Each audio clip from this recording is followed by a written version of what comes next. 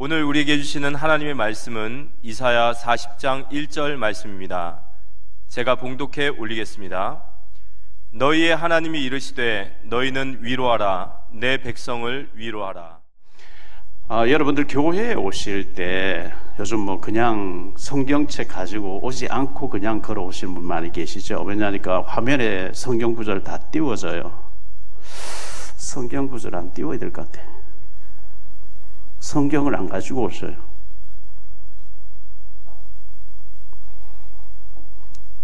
휴대폰 안에 또 성경 앱이 깔려져 있으니까 휴대폰으로 봐도 되니까.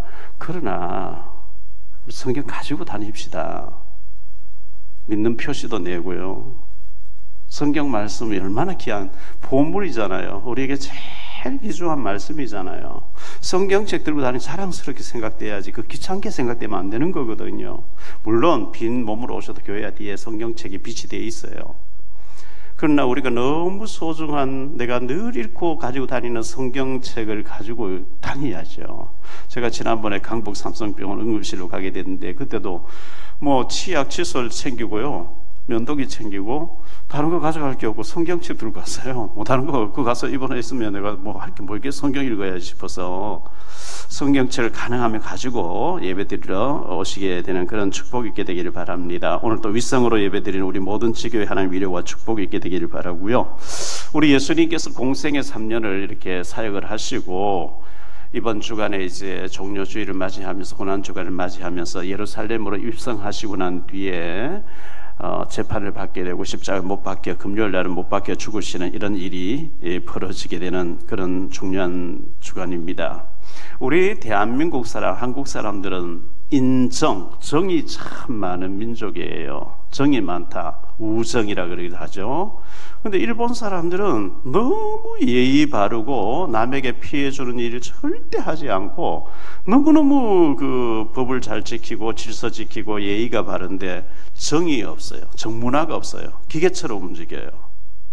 우리가 인정이 많고 정이 많다는 것은 관심이 많다는 얘기가 되거든요. 근데 우리가 관심이 지나치게 집착할 정도로 잘못되어지는 관심이 되면 안 되겠지만, 특히 영적인 부분에 저 사람이 복음을 제대로 알고 있을까, 예배 성공하고 있을까, 사명 감당하고 있을까, 정말 영적으로 잘 살고 있고 사명 감당하는지 영적인 부분에 관심을 가져주는 것이 복음의 눈이 열리는 우리가 해야 될 일이 아닌가 생각되어집니다.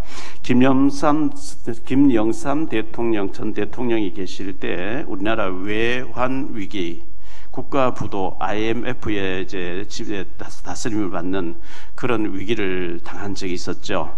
김대중 전 대통령이 이제 들어오면서 금모으기 운동을 해가지고 그 위기를 탈피하게 됐습니다. 참 우리 백성들이 얼마나 좋은 장점을 가지고 있습니까? 국가가 어렵다니까 너무나 귀중한 결혼 반지 같은 걸 다 내놓고 이래가지고 빛을 갈고 이래가지고 우리나라가 회복되어지는 이런 놀라운 일들이 있었는데요. 이와 같이 우리가 인정도 많고 또 정도 많고 또 마스크 쓰라니까 다 쓰고 거리 유지하라니까 다 하고 정말 얼마나 착한 민족입니까? 그런데도 불구하고 장점도 많지만 단점도 또 많아요. 어떤 단점들이 또 많이 있냐 하니까요, 유럽 같은 데서는 명품 백을 주문하면은 집에 택배에 배달해 준대요. 그런데 이 샤넬이라든지 버버리라든지 명품 그 가방 회사에서 대한민국만은 백화점에 딱 납품해 놓고 밤새 줄을 세워가지고 아침에 문 열고 우르르 달려가도록 만들고, 외국보다는 훨씬 더 비싸게 자꾸 가격 올리는, 비싸면 비쌀수록 잘 팔린다는 거예요. 이거 뭔가 잘못된 게 아닐까요? 요만한 백 하나에 몇천만 한다. 왜 그런 백을 들고 다니지? 제 머리로서는 이해가 안 돼서요. 제가 워낙 수준이 낮아서 그렇겠습니다만은, 한국 사람에 유독 비싸게 받고 또 줄을 세우고 골탕 먹이고 막 이렇게 하는데도 환장하는 거 있죠. 추석 명절이나 설 명절 때 신문을 보니까요, 꼬냑이라고 하는 술이 있어요. 위스키, 고급 위스키 술 요만한 한 병에 2억씩 하는데 불티나게라고 한다는 거예요. 물론 비싼 거는 40여 억짜리도 있대요. 요만한 술 한 병에. 너무한 거 아닙니까?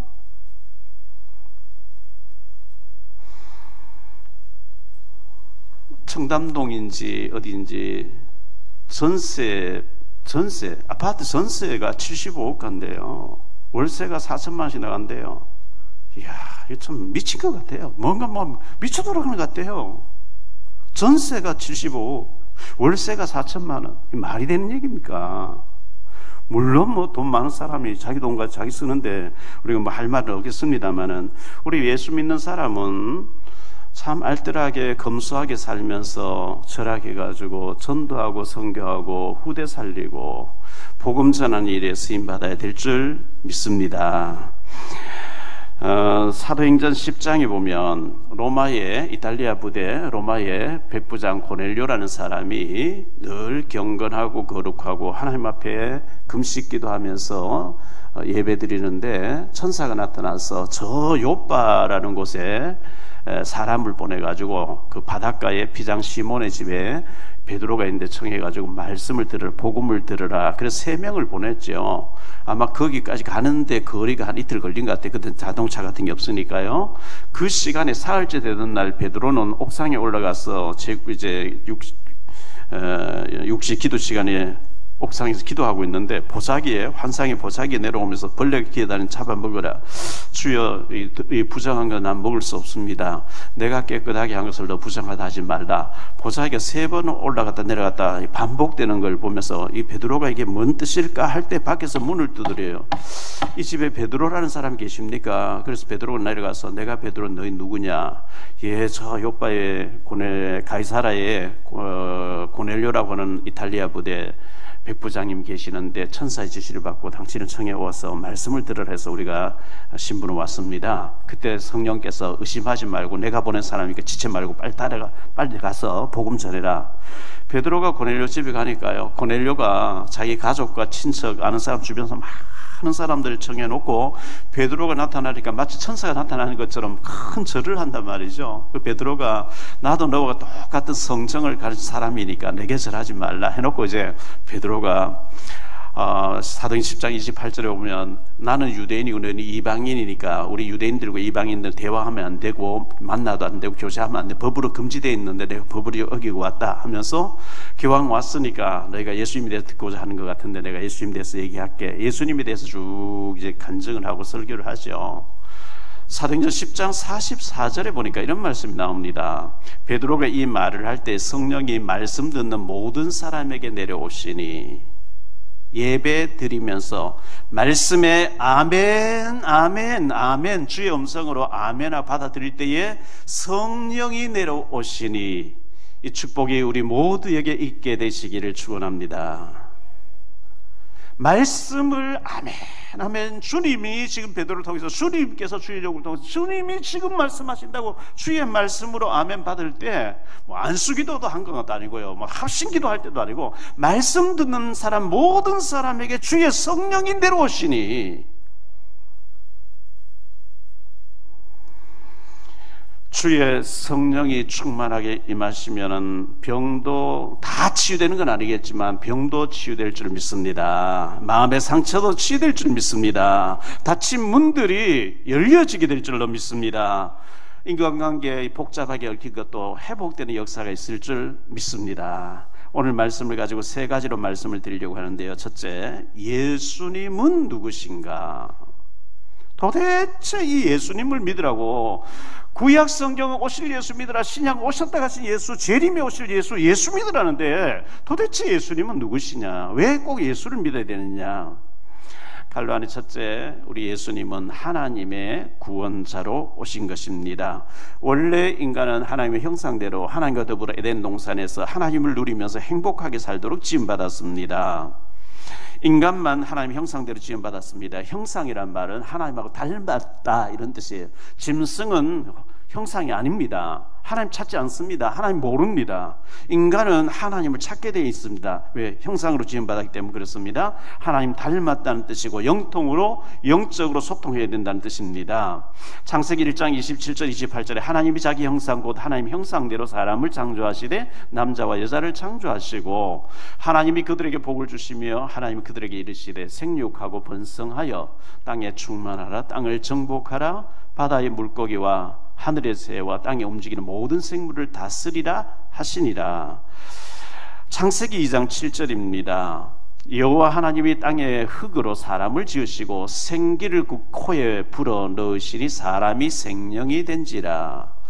생기를 불어 넣으셨다 했는데 원어에 보면 루하라고 하는 하나님의 입김을 불어 넣으셨다. 그걸 보고 우리는 영혼이라고 얘기하고요, 불신자 의사들은 정신이라고 얘기합니다. 육신은 부모를 통해서 왔지만 우리의 영혼은 하나님의 호흡이라, 하나님의 영이라 그랬어요. 그걸 거두시는 걸 보고 돌아가셨다, 숨을 거두셨다, 이렇게 얘기하는 거예요. 하나님의 영으로 충만해지는 시간 되시기를 축원합니다. 창세기 2장 16절 17절입니다. 여호와 하나님이 그 사람에게 명하여 이르시되 동산 각종 나무의 열매는 내가 임의로 먹되 선악을 알게 한 나무의 열매는 먹지 말라. 내가 먹는 날에는 반드시 죽으리라 하시니라. 반드시. 이 말씀은 선 대신 하나님과 살아야지 악이 되는 사탄이라는 존재가 있다. 타락한 이 사탄이다. 너 사탄 따라가면 안 돼. 사탄 말 들으면 안 돼. 반드시 죽게 돼 있어. 하나님과 단절되게 돼 있어. 명심해. 그런데 창세기 3장 1절로 6절 어떻게 됩니까? 그런데 뱀은 여호와 하나님이 지으신 들짐승 중에 가장 강교하니라. 뱀이 여자에게 물어 이르되 하나님이 참으로 너에게 동산 모든 나무 열매를 먹지 말라 하시더냐? 여자가 뱀에게 말하되 동산 나무의 열매를 우리가 먹을 수 있으나 동산 중앙에 있는 나무 열매는 하나님의 말씀에 너희는 먹지도 말고 만지지도 말라. 너희가 죽을까 하노라 하셨느니라. 뱀이 여자에게 이르되 너희가 결코 죽지 아니하리라. 너희가 그것을 먹는 날에는 너희 눈이 밝아져 하나님과 같이 되어 선악을 알 줄 하나님이 아심이니라. 여자가 그 나무를 본즉 먹음직도 하고 보암직도 하고 지혜롭게 할 만큼 탐스럽기도 한 나무인지라. 여자가 그 열매를 따먹고 자기와 함께 있는 남편에게도 주며 그도 먹은지라. 하나님 말씀에는 반드시 죽는다는데 인간이 타락하기 전에 뱀이 말을 했어요. 뱀이 왔는데 계시록 12장 9절은 옛뱀 속에 마귀가 들어가서 그렇게 했다, 이렇게 정리하고 있어요. 마귀가 그렇게 하는 거예요. 마귀는 하나님 말씀에 먹지 말라 했지, 네가 먹으면 네가 하나님처럼 되는 거야. 먹어. 하나님의 말씀과 정반대되는 얘기를 했거든요. 먹었어요. 영의 눈이 어두워졌어요. 육의 눈이 밝아졌어요. 벌벌 떨면서 하나님을 두려워하게 됐어요. 에덴 동산에서 쫓겨나게 됩니다. 창세기 3장 24절입니다. 이같이 하나님이 그 사람을 쫓아내시고 에덴 동산 동쪽에 그룹들과 두루 도는 불칼을 두어 생명나무 길을 지키게 하시는, 에덴 동산 쫓겨나왔어요. 하나님과 단절됐어요. 어린아기가 부모하고 이산가족이 됐다, 단절됐다, 고아가 되는 거 아니에요? 여기 꽃꽂이를 해놨어요. 장미도 있고 지금 백합도 있고 아주 이쁜 꽃들이 많이 있는데 저 장미 가지에서 딱 잘리는 순간에 이미 죽은 거예요. 물기가 있으니 조금 살아있는 것 같죠? 저 개인적인 생각은요, 참 꽃꽂이 하신다고 장남이 애도 많이 쓰시고 참 이쁘게 어떻게 작품같이 이렇게 했을까 싶기도 하고 참 한데, 제 개인적인 생각은 꽃을 볼 때만 그래요. 이 꽃꽂이 이렇게 해놓는 것보다는 이미 잘리는 순간 죽었어요. 전부요. 화분, 살아있는 자체로 이쁜 거, 살아있는 자체로 갖다 놓으면 더 좋을 텐데 하는 늘 그런 마음을 가지고 있어요. 수고하신 분들에게 너무나 죄송한 얘기인데요, 하나님과 단절됐어요. 그게 불행인 거죠. 인간이 하나님과 단절돼서 쫓겨나왔다. 사단에게 영역이 들어가 버렸어요. 갈라니 둘째, 하나님과의 단절된 불행. 에덴 동산에서 쫓겨나온 그때부터 악한 영에게 시달리게 됩니다. 불신자들 다 그렇습니다. 요한복음 8장 44절에 아무리 부인하려고 해도 성경에 하나님 말씀에, 예수님 말씀에 너희는 너희 아비 마귀의 자녀라고 얘기합니다. 예수 믿고 구원받지 않은 사람은요, 너희는 너희 아비 마귀에게서 났으니 너희 아비의 욕심대로 너희도 행하고자 하느니라. 그는 처음부터 살인한 자요, 진리가 그 속에 없으므로 진리에 서지 못하고 거짓을 말할 때마다 제 것으로 말하나니 이는 그가 거짓말쟁이요 거짓의 아비가 되었습니다. 에베소서 2장 1절로 2절입니다. 그는 허물과 죄로 죽었던 너희를 살리셨도다. 그때의 너희는 그 가운데서 행하여 이 세상 풍조를 따르고 공중의 권세 잡은 자를 따랐으니 곧 지금 불순종의 아들들 가운데서 역사하는 영이라. 영이 죽을 뻔한 상태가 아니 죽었다는 거예요. 이 꽃은 꺾이는 순간 죽은 거예요. 일주일만 완전 시들어 버려요. 하나님과의 단절, 죽은 거예요. 영이 완전 죽은 상태에 있는 거예요. 마귀에게 완전 장악된 거예요. 그래서 운명 사주팔자 귀신의 법을 따르게 되고요. 사도행전 4장 12절에 다른 이로서는 구원을 받을 수 없나니 천하 인간의 구원을 받을 만한 다른 이름을 우리에게 주신 일이 없음이리라 하였더라. 예수 그리스도 외에는 천하 인간의 구원받는 다른 이름이 없는 줄 믿으시기 바랍니다. 그래서 우리는 복음 전해야 되는 거예요. 다른 이름이 없기 때문에. 갈라는 세 번째로 약속대로 오신 분이 예수님인데요. 창세기 3장 15절에 내가 너로 여자와 원수가 되게 하고 내 후손도 여자의 후손과 원수가 되게 하리니 여자의 후손은 내 머리를 상하게 할 것이요 너는 그의 발꿈치를 상하게 할 것이니라 하시고, 여자의 후손, 이 말은 원죄가 없는 하나님의 아들, 처녀의 몸을 빌려서 하나님이신 그분이 인간의 몸을 입고 오셔서 대신 죽어주게 하시겠다. 어마어마한 비밀이고 복음이죠. 이사야 7장 14절에 말씀합니다. 그러므로 주께서 친히 징조를 너에게 주실 것이라. 보라, 처녀가 잉태하여 아들을 낳을 것이요 그의 이름을 임마누엘이라 하리라. 마태복음 1장 21절로 23절에 아들을 낳으리니 이름을 예수라 하라. 이는 그가 자기 백성을 그들의 죄에서 구원할 자이심이라 하니라. 이 모든 일이 된 것은 주께서 선지자로 하신 말씀을 이루려 하심이니 이르시되 보라, 처녀가 잉태하여 아들을 낳을 것이요 그의 이름을 임마누엘이라 하리라 하셨으니 이를 번역한즉 하나님이 우리와 함께 계시다 함이라. 볼 수 없는 하나님이 볼 수 있는 인간의 몸을 입고 예수라고 하는 이름을 가지고 인간 세계에 찾아오신 분이 하나님이십니다. 요한복음 1장 12절에 영접하는 자 곧 그 이름을 믿는 자들에게는 하나님의 자녀가 되는 권세를 주셨으니, 히브리서 9장 27절에 한 번 죽는 것은 사람에게 정해진 것이요 그 후에는 심판이 있으리니. 저와 여러분 죽는 날 몰라요. 근데 죽는 날 이미 하나님 정해놓고 계세요. 죽은 다음에는 반드시 심판이 기다린다는 거예요. 요한복음 5장 24절에 내가 진실로 진실로 너희에게 이르노니 내 말을 듣고 또 나 보내신 이를 믿는 자는 영생을 얻을 것이다. 그리고 예수님을 진실로 믿으면 영생을 얻어버렸고 현재 완료형이에요. 심판에 이르지 아니하나 지옥은 끝나버렸어요. 사망에서 생명으로 옮겼느니라. 로마서 10장 9절 10절입니다. 네가 만일 내 입으로 예수를 주로 시인하며 또 하나님께서 그를 죽은 자 가운데 살리신 것을 내 마음에 믿으면 구원을 받으리라. 사람이 마음으로 믿어 의에 이르고 입으로 시인하여 구원에 이르느니라. 에베소 2장 8절입니다. 너희는 그 은혜에 의하여 믿음으로 말미암아 구원을 받았으니 이것은 너희에게서 난 것이 아니요 하나님의 선물이라. 우리 모두 구원, 영생, 천국의 선물 받은 자인 줄 믿습니다. 계시록 3장 20절에 볼지어다 내가 문 밖에 서서 문을 두드리노니, 이 설교 방송을, 이 메시지를 유튜브를 통해서 들으시는 분들 가운데 아직도 예수님 영접하지 않고 구원받지 아니하신 분이 계시다고 하면 주님께서 지금 여러분에게 문을 두드리시는 거예요. 볼지어다 내가 문 밖에 서서 너의 마음 문을 두드리노니 누구든지 내 음성을 듣고 문을 열면 내가 그에게로 들어가 그로 더불어 먹고 그는 나로 더불어 먹으리라. 구원받게 된다는 얘기입니다. 크게 두 번째로 생각할 말씀은요, 고난주간에 우리 주님이 하신 일입니다. 갈라는 첫째, 어린 나귀 새끼를 타시고 입성하신 예수님인데요, 예루살렘으로 입성하시게 됩니다.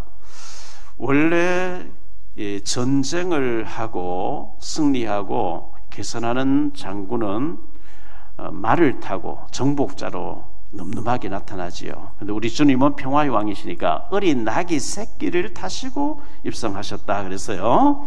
마태복음 21장 1절로 11절을 보겠습니다. 그들이 예루살렘에 가까이 가서 감람산 벳박에 이르렀을 때에 예수께서 두 제자를 보내시며 이르시되 너희는 맞은편 마을로 가라. 그리하면 곧 메인 나귀와 나귀 새끼가 함께 있는 것을 보리니 풀어 내게로 끌고 오라. 만일 누가 무슨 말을 하거든 주가 쓰시겠다 하라. 그리하면 즉시 보내리라 하시니 이는 선자를 통하여 하신 말씀을 이루려 하심이라. 이르렀으되 시온 딸에게 이르기를 내 왕이 내게 임하니 그는 겸손하여 낙이 곧 멍에 매는 짐승의 새끼를 탔도다 하라 하였느니라. 제자들이 가서 예수께서 명하신 대로 하여 나귀와 나귀 새끼를 끌고 와서 자기들의 겉옷을 그 위에 얹음에 예수께서 그 위에 타시니 무리의 대다수는 그들의 겉옷을 길에 펴고 다른 이들은 나뭇가지를 길에 펴고 앞에서 가고 뒤에서 따르면 무리가 소리 높여 이르되 호산나 다윗의 자손이여 찬송하리로다. 주의 이름으로 오시는 이여 가장 높은 곳에서 호산나 하더라. 예수께서 예루살렘에 들어가시니 온 성이 소동하여 이르되 이는 누구냐 하거늘 무리가 이르되 갈릴리 나사렛에서 나온 선지자 예수라 하니라. 어린 나귀 새끼를 타셨다 그랬어요. 예수님은 겸손하여서 정복자로 나타난 게 아니고 어린 나귀 새끼, 이 어린 나귀 새끼는 한 번도 지금 사람을 태워보지도 않았고 어린 나귀니까요. 어린 나귀 새끼니까 예수님을 모시고 하면서 비틀비틀하고 좀 그랬을 거예요. 그런데 사람들이 막 종려나무 가지를 흔들고 겉옷을 길에 융단까지 깔아주고 막 호산나 호산나. 이 어린 나귀 새끼가 착각하면 안 되는 거죠. 내가 참 대단한 나귀 모양이다. 착각하면 큰일이죠. 우리 예수님은 어린 나귀 새끼를 타시고 평화의 왕으로 입성하셨는데요. 갈라니 두 번째로 성전에 들어가셔서 성전 개혁을 하십니다. 마태복음 21장 12절로 17절입니다.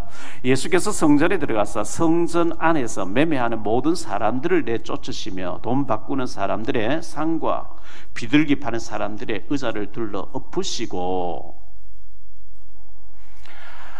그들에게 이르시되 기록된 바 내 집은 기도하는 집이라 일컬음을 받으리라 하였거늘 너희는 강도의 소굴을 만들었도다 하시니라.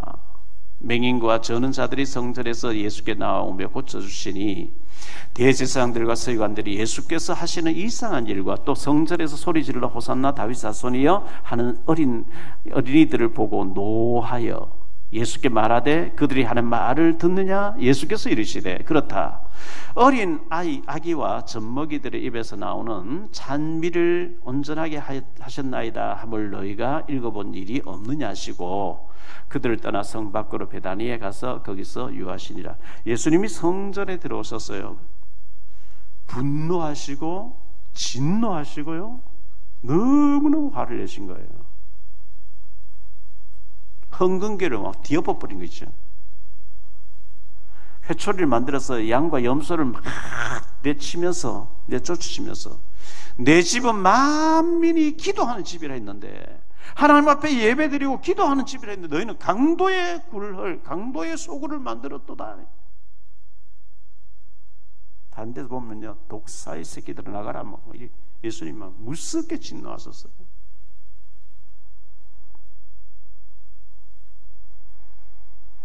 예배 드린다고 모여 있는데 왜 그렇게 예수님 화를 냅니까? 잘못된 사고를 가지고 있었어요. 종교 지도자들이. 마태복음 21장 18절로 22절입니다. 성전에서 나오셔서 이른 아침에 성으로 베다니에 가셨다. 그 다음 날입니다. 월요일 날 들어오실 때에 이른 아침에 성으로 들어오실 때에 시장하신지라 길가에서 한 무화과 나무를 보시고 그리로 가서 잎사귀밖에 아무것도 찾지 못하시고 나무에 이르시되 이제부터 영원토록 내가 열매를 맺지 못하리니 하시니 무화과 나무가 곧 마른지라. 제자들이 보고 이상히 여겨 이르되 무화과 나무가 어찌하여 곧 말랐나이까. 예수께서 대답하여 이르시되 내가 진실로 너희에게 이르노니 만일 너희가 믿음 있고 의심하지 아니하면 이 무화과 나무에게 된 이런 일만 할 뿐 아니라 이 산더러 들려 바다에 던져지라 하여도 될 것이요 너희가 기도할 때 무엇이든지 믿고 구하는 것은 다 받으리라 하시니라. 무화과 열매 맺히는 때가 아닌데 왜 예수님 저주하셨느냐? 무화과 나무는 이스라엘 나라를 상징합니다. 열매 맺지 않는 자는 이렇게 망한다, 그 얘기를 하는 거예요. 믿음의 열매, 신앙의 열매, 우리가 영적인 열매를 맺어야 되는데 입만 무성하고 열매가 하나도 없어요. 모든 것은 형식이고 외식이고 말은 잘하는데 전혀 믿음이 없어요. 불신자 같아요. 오히려 교회 비판하고 다니면서 교회 문 닫게 사탄을 기쁘게 하는, 저주받아요. 뭐가 나면 저주해 버렸거든요, 예수님께서.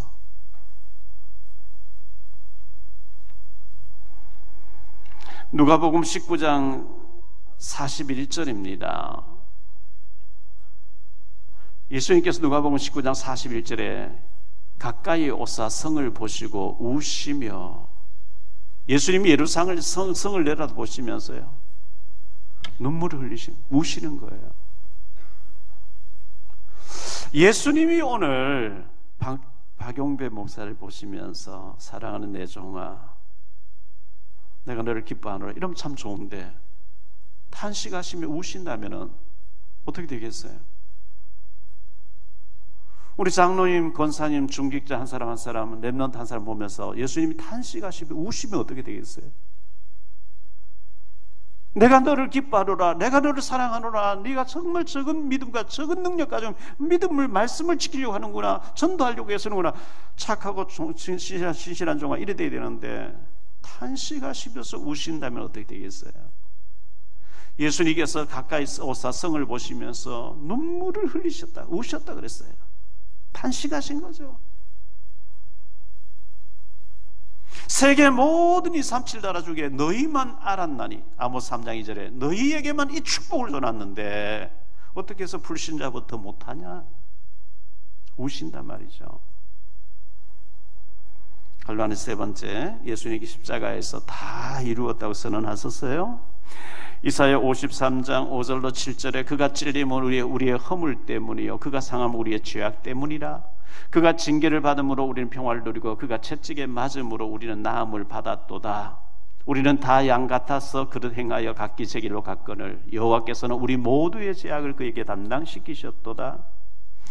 요한복음 19장 30절입니다. 예수께서 신포도주를 받으신 후에 이르시되 다 이루었다 하시고 내가 좀 남겨놓았으니 너희가 찾아봐 애써봐라, 마지막 채워봐라, 1%를 내가 남겨놨다 하지 않고 다 이루었다 하시고 머리를 숙이니 영원히 떠나가시니, 주님께서 사탄과 저주와 지옥 배경 우리에게 당해야 될 모든 저주 문제를 십자가에서 완전히 영원히 단번에 다 해결하신 줄 믿으시기 바랍니다.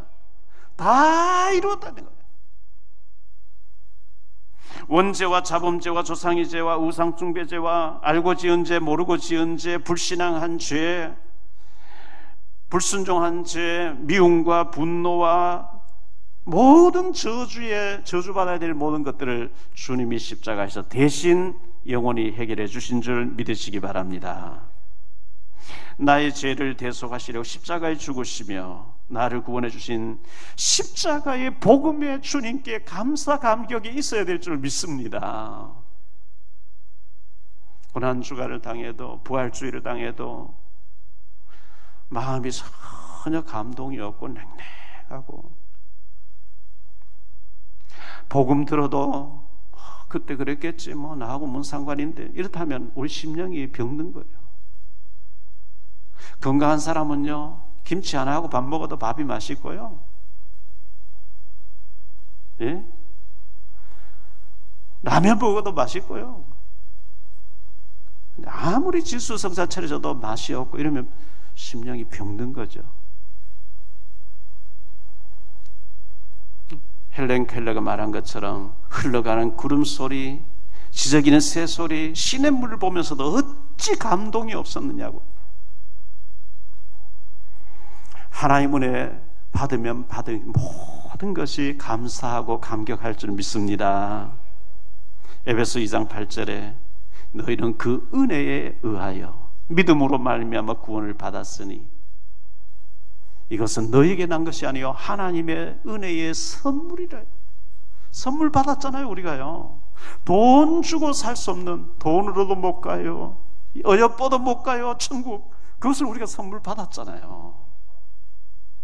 마지막 세 번째로 생각하는 말씀은요, 내 백성을 위로하라. 하나님이 이렇게 말씀하십니다. 갈로안의 첫째, 구약의 복음서가 이사야서입니다. 구약에서 가장 예수님에 대해서 적나라하게 세밀하게 말씀해 놓은 것이 이사야 선지자 이사야서인데요, 이사야서 1장 1절부터 6절까지를 좀 보겠습니다. 유다왕 우시야와 요담과 아하스와 히스기야 시대의 아모스의 아들 이사야가 유다와 예루살렘에 관하여 본 계시라. 하늘이여 들으라, 땅이여 귀를 기울이라. 여호와께서 말씀하시기를 내가 자식을 양육하였거늘 그들이 나를 거역하였도다.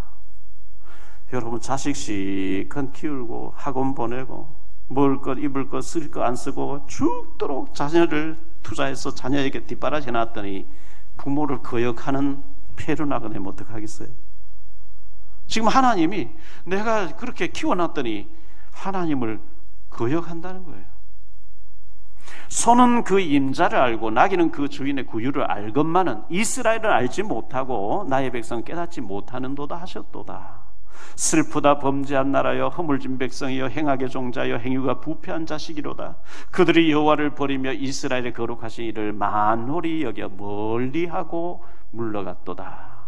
너희가 어찌하여 매를 더 맞으려고 폐역을 거듭하느냐? 온 머리는 병들었고 온 마음은 피곤하였으며 발바닥에서 머리까지 성한 곳이 없이 상한 것과 터진 것과 새로 맞은 흔적뿐이거를 그것을 사며 짜며 사매어 기름으로 부드럽게 함을 받지 못하였도다.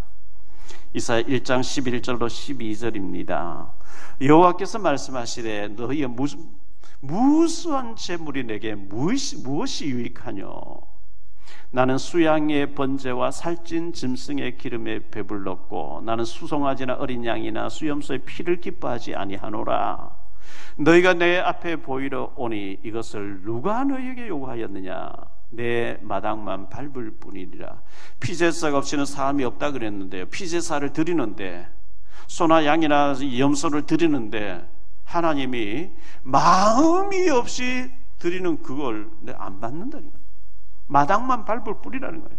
누가 우리 하나님이요 아주 고약하신 분이라서 막 짐승이 피를 흘리면서 벌벌 떨며 죽으면서 그 피비린내 막 맡고 좋아서 막 향 기뻐하시는 그런 하나님이 아니다. 왜 이 양이 죽어야 되느냐? 내가 죽어야 되는데 내 대신 예수님이 이 양처럼 죽어줘야 오셔야 된다고 하는 그 제사의 정신, 그 기도, 그 감사, 그 회개, 그 믿음 가지고 드려야 되는데 그런 마음 하나도 없이 양도 드리고 소도 드리지 말아요. 내 마당만 밟을 뿐이다. 나는 질렸다 너희들 하는 거예요. 이렇게 말씀하시는 거예요.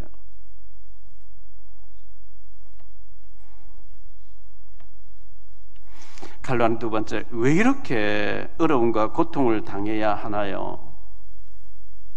예배 드리는데, 제사 제물 드리는데, 교회 다니고 있는데. 이사야 6장 1절에 보면 우시야 왕이 죽던 해에 굉장히 나라가 위기를 만납니다. 선한 왕이 죽었거든요. 6장 11절로 13절에 보면 내가 이르되 주여 어느 때까지니까 하였더니 주께서 대답하시되 성읍들은 황폐하여 주민이 없으며 가옥들은 황폐하여 가옥들에는 사람이 없고 이 토지는 황폐하게 되며 여호와께서 사람들을 멀리 옮겼어서 이 땅 가운데 황폐한 곳이 많을 때까지니라. 앞으로 포로가 된다, 망한다, 그 얘기를 하시는 거예요.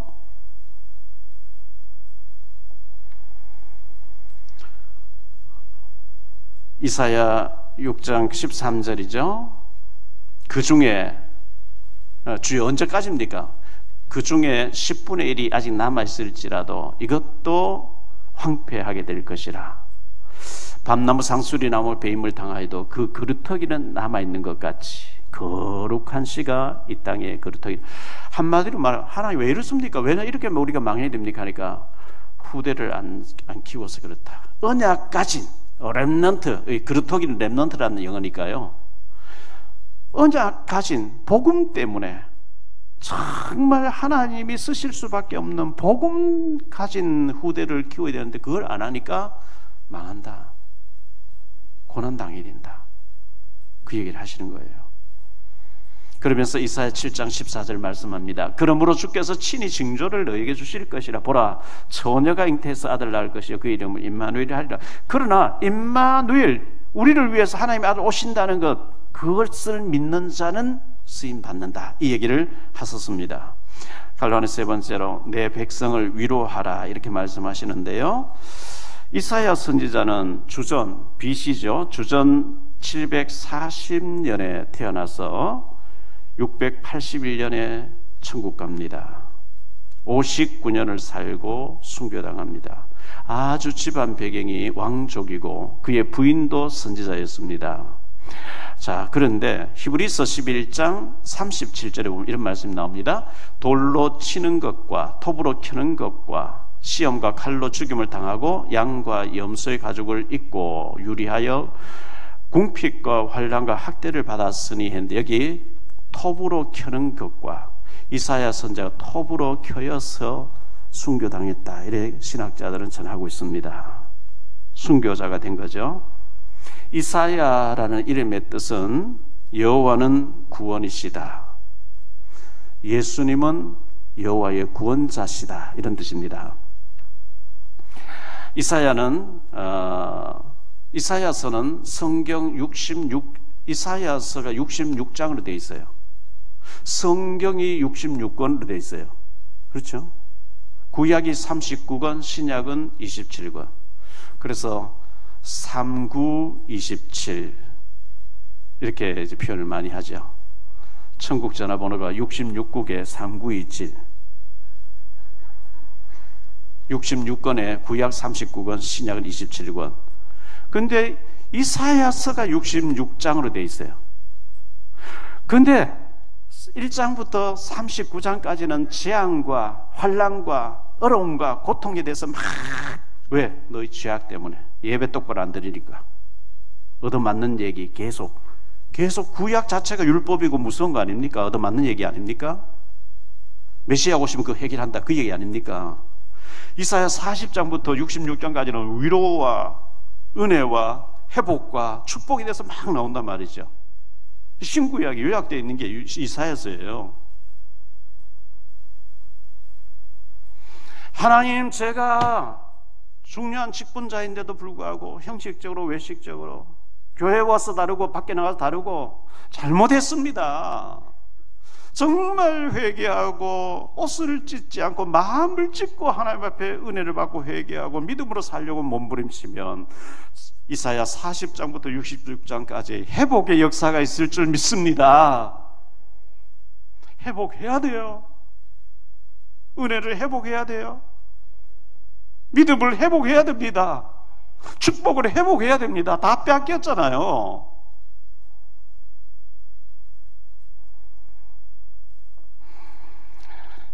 유다는 북이스라엘은 722년에 아수르에 완전 망해버렸고요. 남조 유다가 586년에 바벨론의 포로로 끌려가는데 이 이사야는 네 왕이 바뀐 동안에 선지자 활동하다가 순교했거든요. 유다는 바벨론의 포로로 끌려간다는 얘기가 이사야, 에레미야, 에스겔, 다니엘서에 나오는 얘기입니다. 이사야가 이렇게 바벨론 포로로 끌려가야 왜 그렇습니까? 렘넌트를 키우지 않기 때문에. 에레미야를 통해서는 항복해라. 바벨론에 항복하고 끌려가야 되는 것이다. 70년대가 너희가 사명 감당하지 않으니까 바벨론 보내겠다. 항복하면 살고 저항하면 죽는다. 그게 이제 에레미야서예요. 에레미야가 이제 그 얘기하니까 네가 바벨론 돈 먹었냐? 왜 바벨론 편드냐? 막 에레미야 고통당하는 얘기 나오죠. 드디어 끌려가 버렸어요. 에스겔도 끌려갔어요. 에스겔이 바벨론의 그발 강가에서 환상 보고 기록한 것이 에스겔 선거예요. 다니엘도 끌려갔어요. 다니엘이 끌려가서 새 친구와 더불어 4대 왕이 바뀐 동안에 바벨론에서 일어난 일들을 기록한 거예요. 그리고 난 뒤에 70년이 지나고 난 돌아오는 장면이 에스라서에 나오고 느헤미야서에 나오고 스룹바벨이 성전 건축했다, 이 얘기가 에스라 느헤미야에 나오는 얘기예요. 이사야 43장 4절입니다. 네가 내 눈에 보배롭고 존귀하며 내가 너를 사랑하였은즉 내가 너 대신 사람들을 내어주며 백성들이 네 생명을 대신하리니. 네가 내 눈에 보배롭고 존귀하고 사랑스러운 자라는 거예요.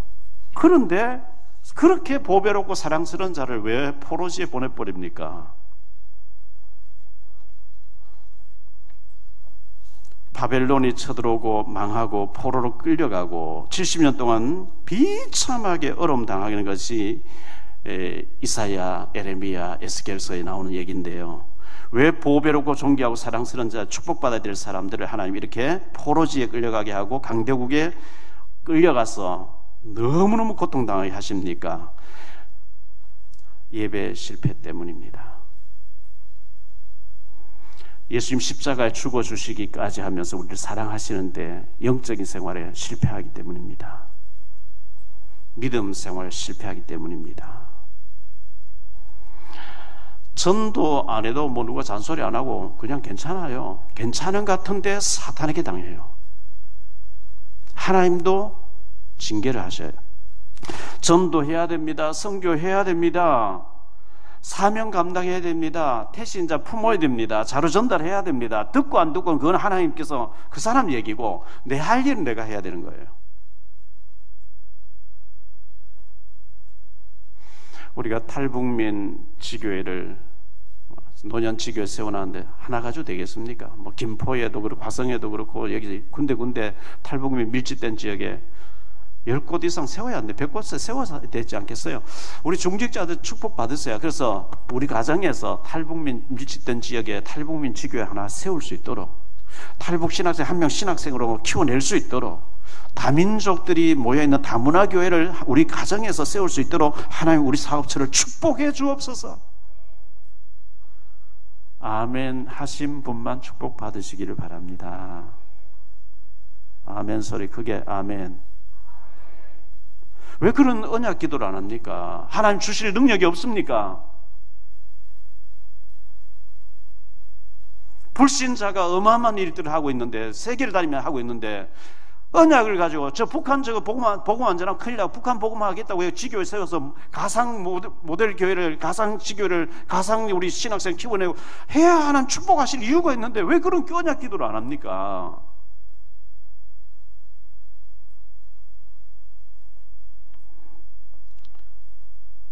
형식적인 예배와 외식적인 형식적인 외모만 신앙생활 하는데 하나님께서 그걸 싫어서 마당만 밟으니라 이렇게 말씀하시면 너무 화를 내시는 거예요. 그 강대국 포로로 끌려가서 너희가 그곳에 가면 산다, 저항하면 죽는다. 그게 이제 에레미야서인데요.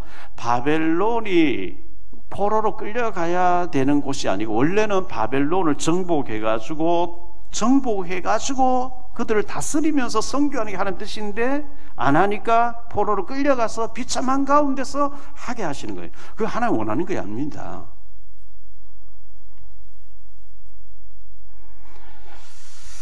우리 사랑하는 사랑교회 가족 여러분들 참 어렵고 힘들죠. 코로나도 힘들고 여러 가지 장사도 안 되고 가게세는 비싸고 문 닫아야 될지 말아야 될지 너무너무 힘들죠. 영적인 힘이 없으면 살아남기 어려워요. 밥 먹기도 힘들어요. 성경 그리 되느냐? 안 그렇습니다. 어려울 때가 기회라고 얘기하고요. 부르짖어라. 이 일을 행하시는 여호와, 그것을 만들며 성취하는 여호와가 너를 도와주리라. 할렐루야. 하나님은 지금도 일하고 계신 줄 믿습니다. 이사야 40장 3절로 5절에 보면 이런 말씀 나옵니다. 외치는 자의 소리여 이르되 너희는 광야에서 여호와의 길을 예비하라. 사막에서 우리 하나님의 대로를 평탄케 하라. 골짜기마다 도두어지며 산마다 언덕마다 낮아지며 고르지 못한 곳은 평탄하게 되며 험한 곳이 평지가 될 것이요 여호와의 영광이 나타나고 모든 육체가 그것을 함께 보리라. 이는 여호와의 말씀. 여호와가 오시도록 파진 곳은 메워지고 높아진 것은 낮아지고 뭘 말하죠? 상처도 치유받고 교만도 내려지고 겸손해지고 회개하고 주님 편안하게 오실 수 있도록 마음의 준비를 하라는 거죠. 주님 오실 거니까. 이사야 40장 6절로 8절입니다. 말하는 자의 소리에 이르되 외치라. 대답하되 내가 무엇이라 외치리까 하니 이르되 모든 육체는 풀이요 모든 그의 모든 아름다움은 들의 꽃과 같으니 푸른 마른 꽃은 시들지만 여호와의 기운이 그 위에 불미라. 이 백성은 실로 풀이로다.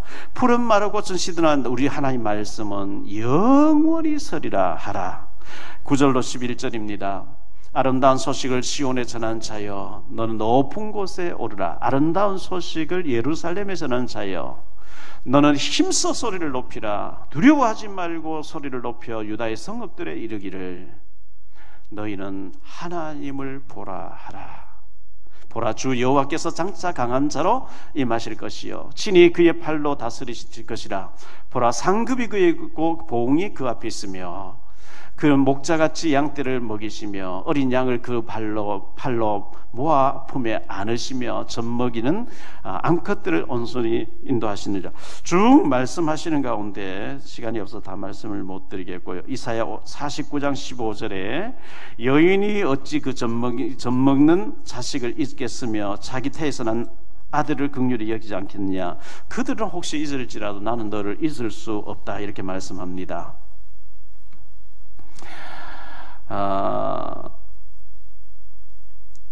이사야 60장 1절로 22절에 일어나 빛을 발하며 어둠이 다 물러가고 작은 자가 천을 이루고 약한 자 강국을 이루게 되리라. 결론적으로 말씀을 맺겠습니다. 오늘 고난주간입니다. 첫째, 예수 그리스도의 십자가는 나를 사랑하신다는 증거입니다. 주님이 나를 사랑하시고 우리 가정을 사랑하고 우리 자녀를 사랑하신다는 것 정말 믿으시기 바랍니다. 둘째, 예수 그리스도의 십자가는 세 가지 근본 문제를 해결하셨다는 겁니다. 사단과 저주와 지옥 문제 해결하셨다는 겁니다. 세 번째, 위로하라. 내 백성을 위로하라. 여러분의 자녀가 전쟁터에 나가서 지금 우크라이나 전쟁터 같은 데 가서 죽었는지 살았는지 몰라서 애태우며 자녀를 위해서 군에 정전터에 나간 아들을 위해서 기도하는데 아들이 엄마 하고 살아가지고 와서 휴가 왔다 달려나가서 껴안고 할렐루야 벌벌 뛰면서 껴안고 난리 나겠죠. 엄마 아빠 그렇게 하겠죠. 여러분의 자녀가 학교 가서 온갖 사단에 잡힌 아이들의 온갖 음란물과 유혹과 미혹과 그 사탄의 어떤 전략에 시달리 믿음 지키려고 몸부림치다가 집에 돌아왔는데 사랑하는 내 아들아 내 딸아 너 오늘 또 영적인 전쟁 승리하고 돌아왔구나. 안아주세요. 위로해주세요. 품어주세요. 왜 아멘 안 합니까? 여러분의 남편이 직장 가서 상사에게 시달리고 너무너무 고통당하고 사표 던지고 싶고 고통당하다가 가족을 생각하면 이겨야지 하고 믿음으로 기진맥진해서 왔는데 여보 얼마나 수고 많아서 그 위로해주고 안아주고 위로해주라는 거예요. 박용배 목사가 아니라 오늘 예수님이 이 자리에 서셨다고 하면요 예배 마치자 밖에 서서 한 사람 한 사람 꼭 안아주셨을 것 같아요. 너 믿음 지킨다 얼마나 수고가 많았냐. 내가 너를 사랑한다. 힘내라. 제가요 대구 대명동에 있는 계명문화대학이라고 있어요. 제가 거기 다닐 때 이수영 교수님 몇 년 전에 저희 교회 오셨죠? 이수영 교수님께 저를 이뻐해 주셨고요. 교수님 그 교목 되시는 분이 계셨는데 벌써 뭐 86년 87년도 얘기니까요. 여학생만 보면 이 교목님이 이쁘다고 안고 안 놔주는 거죠. 사람 옆에 있던 보던 말도 우리 그 교회 나오는 여학생 지금 같으면 완전히 성폭행을 걸려서 구속될 거예요. 이쁘다는 얘기로 그냥 안고 볼에다가 자꾸 뽀뽀해주고. 그렇게 할 수 없지만 여러분 가족끼리 사랑하는 여러분들은 위로하라. 주님 말씀, 포로로 끌려간다는데 위로해라. 비록 징계를 당하지만 내가 함께 할게. 포로로 끌려가도 내가 함께 할게. 그리고 70년 되면 돌아오게 할게. 전 세계에 알려야 된다. 위로해라. 주님의 위로가 넘쳐나게 되기를 주 예수 그리스도 이름으로 축복합니다. 주님 감사합니다. 오늘도 복된 주일 고난주간을 맞이했습니다. 코로나도 있고 우크라이나 전쟁 여파로 물가는 오르고 여러 가지 힘든 일이 한두 가지가 아니고 기진맥진해서 교회에 왔는데 주님이 위로의 말씀을 주시니 감사합니다. 우리가 정말 영적으로 사명 감당하지 못하고 교회 생활 다르고 직장 생활 다르고 외식과 형식을 할 때 하나님께서 싫어하시면서 징계하신다고 했습니다. 회개하고 주님 앞에 바로 서면 하나님이 축복하시겠다고 말씀합니다. 우리가 믿음으로 정말 회개하면서 바로 섬으로 위로받고 축복받는 우리 사랑의 가족들 다 되어지게 하옵소서. 주 예수 그리스도 이름으로 축복하며 기도하옵나이다.